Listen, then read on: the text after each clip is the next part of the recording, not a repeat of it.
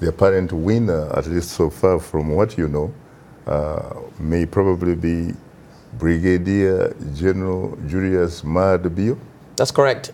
Based on the satisfied results that we have, in our possession, including the ones that I've been gathering all day, and the last one that just came through, yes, the opposition SLPP, led by the candidates is Julius Maada Bio, the retired Brigadier General, is actually leading by over 70,000 votes by our calculation. Mm-hmm. So presumptively, you could say he's the winner. And I mean, you can tell I've been feeding on social media feeds as I was coming to the studio, and ruling party members out there, those who have been very vocal, are beginning to sort of concede defeat, and sort of comment in a reconciliatory tone, basically.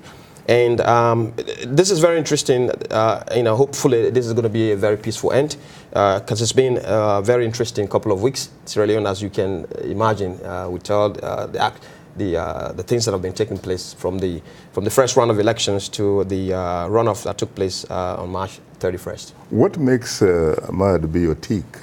I know that you attended American University with him. Is that correct? That's correct. He and I also used to be neighbors, really, in Arlington.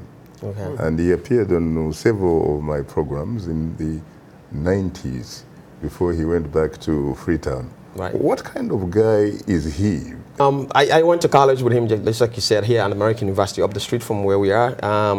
A very quiet guy. I spent some time with him on campus, and I also spent some time with him, off campus, mainly around the 2012 elections when he ran. I was in Sierra Leone around that time. He's a very quiet guy. I mean, from a military background, he's very disciplined.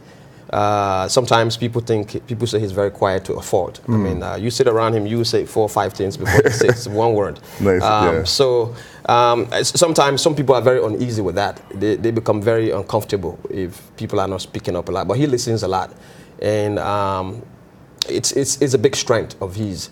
Of course, he has a history in the country, and a lot of people look at that because of the perception about military coups and things like that. But the coup that he was involved in 1992, the first coup, was a very popular one. And even the one led by Strasser. Correct. And the second one that happened in 1996 was also one, according to his own explanation, and some of the things that we've heard, was to facilitate a smooth transition to a multi-party democracy, because our country was coming. That was for the first time in over 27 years, Sierra Leone was going to accommodate the multi-party democracy and have elections. Of course, the country was at war, and there were challenges around that time as well.